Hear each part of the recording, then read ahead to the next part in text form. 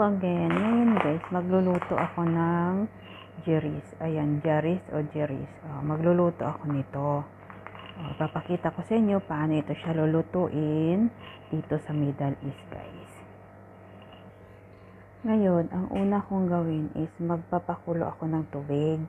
Ngayon, nilagyan ko yung tubig. Nilagyan ko ng onion, black lemon, cinnamon stick, yung tomato, ayan laurel, ayan yung mismar na tawag nila, tapos yung cardamom, ayan. Tapos nilagyan ko siya ng magic cubes nandoon, nagtatago sa ilalim ng sibuyas. Yan. Ngayon guys, papakuluin ko yan siya kasi lulutuin ko muna o papakuluin ko muna yung manok bago ako magluluto ng jeris guys. Ngayon po guys, takpan ko siya muna, hayaan ko siyang kukulo. Saka ko, pag kumulo kasi yung tubig, saka ko ilalagay yung manok guys. Ngayon guys, itong jeris or jeris, hugasan ko siya ito guys. Bago siya lutuin, hugasan muna ha.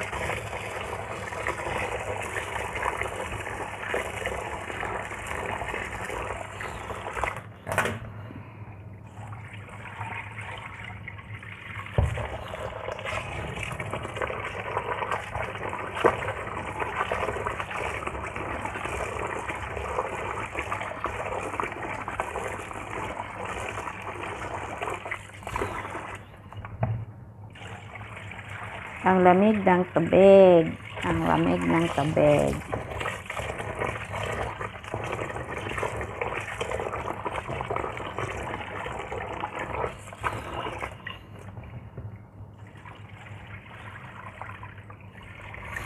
Ayan, tama na yun siya.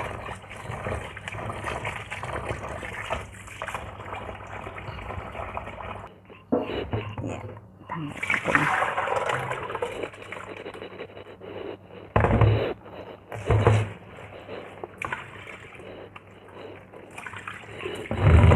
Tanggalan siya ng tubig. Ayan na siya guys.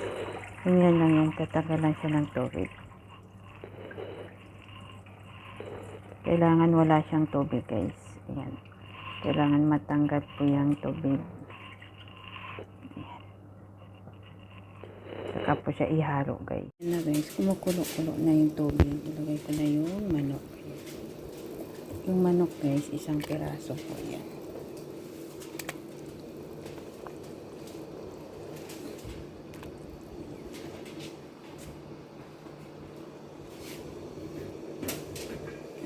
Ngayon po guys, takpan ko siya ulit. Ayan ko siyang kumulo hanggang sa maluto yung manok guys. Ha?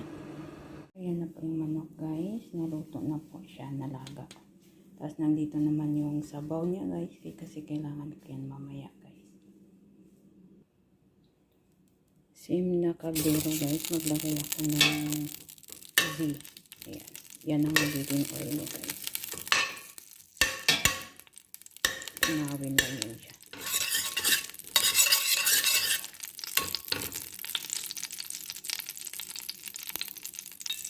Pag natunaw na siya guys, ilagay ko yung halo-haloin ng ganito guys ha.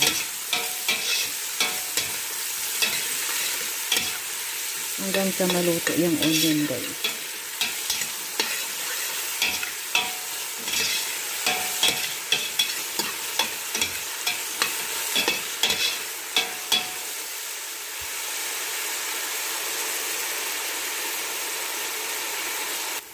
Ayan na siya guys. Medyo nag-brown na yung sibuyas. Isunod ko naman yung bawang at saka luya. Halo-haloin natin ito.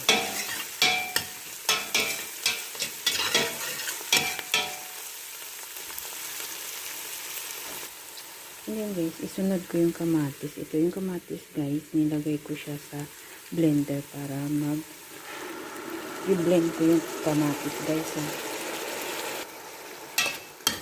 Halo-haloin lang guys.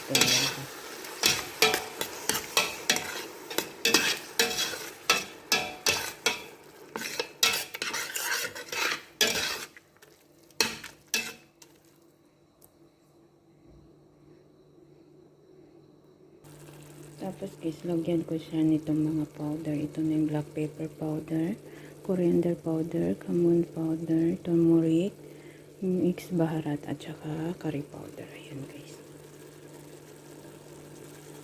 Lagyan ng isang magic cube. Tapos asin. Ayan. Tapos guys, lagyan ko siya ng isang packet na tomato paste.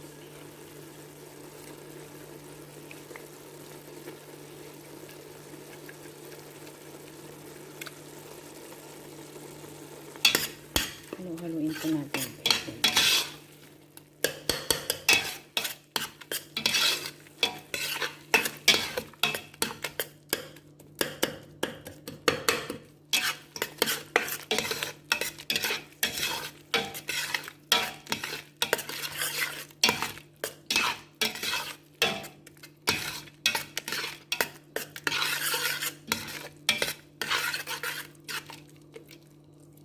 Tapos po guys, hayaan natin siya ng mga 5 to 10 minutes para medyo maluto po yung kamatis na blender ko, at saka mag-mix po lahat yung sauce niya guys. Ayan na guys, saka ko ilagay yung jaris ko. Ay, bakit ayaw?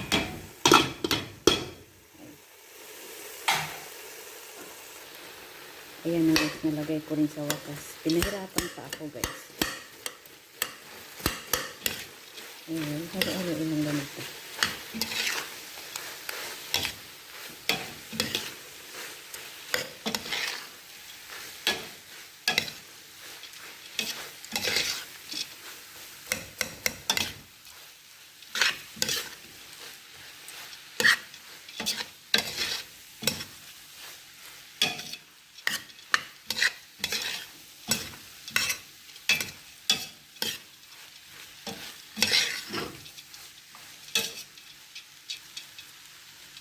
Ayan.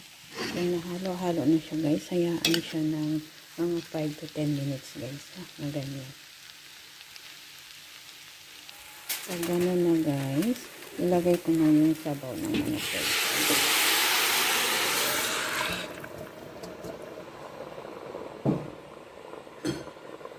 Pagkatapos guys, halo-haloin ng ganito guys.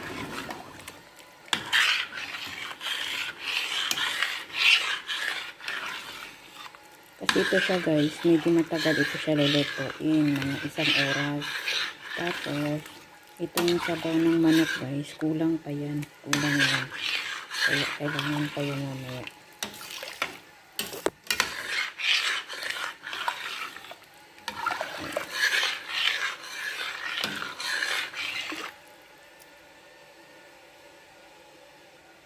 Ayun guys, takpan ko siya. Hintayin ko siya na kumulo guys. Ha?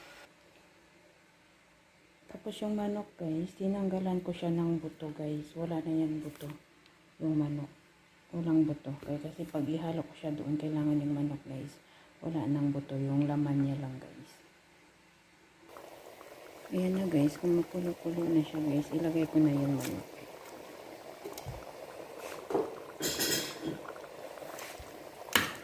I-mix na siya ganyan guys.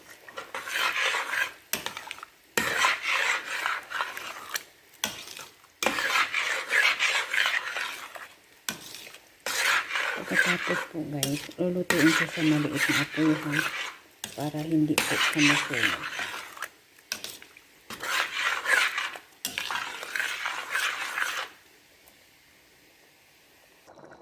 Tapos guys, lagyan po siya ng black lemon guys.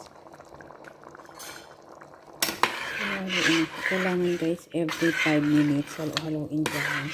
Kasi ang purpose ng paghalo-halo guys, para hindi masunog yung niluluto. Kasi ito siya guys, masilan siya lulutuin. Kailangan maliit na apoy, tapos halo-halo ka niya. Para hindi masunog yung sa may ilalim lang ba.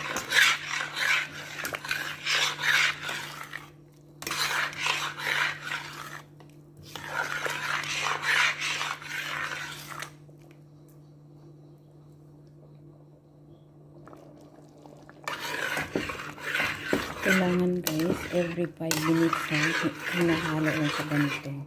Kasi ang purpose niya, para hindi masunog guys ha. Tapos ito siya, niluluto ko ito siya ng about 30 minutes guys. 30 minutes, lulutuin ko siya sa loob ng 30 minutes. Ihalo-haloin lang siya ganyan.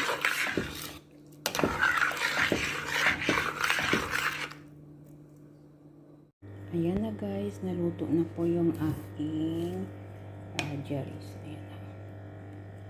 After 30 minutes or 1 hour guys, naluto na rin sa wakas.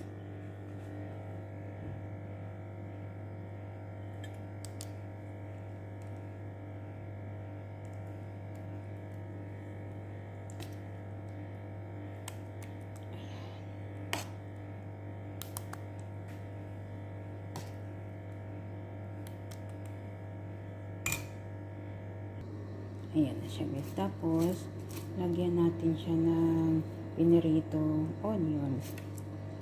Kasi ang purpose nito guys, dagdag pampalasa yung fry onion. Ayan. Sana guys, nagustuhan nyo po yung aking video. Pag nagustuhan nyo po, paki-like, paki-share, comment below kung ayaw at saka gusto nyo guys. Ayan na po guys yung finished product ng aking jelly. Ganun na lang guys. Allah bless you all guys. Bye.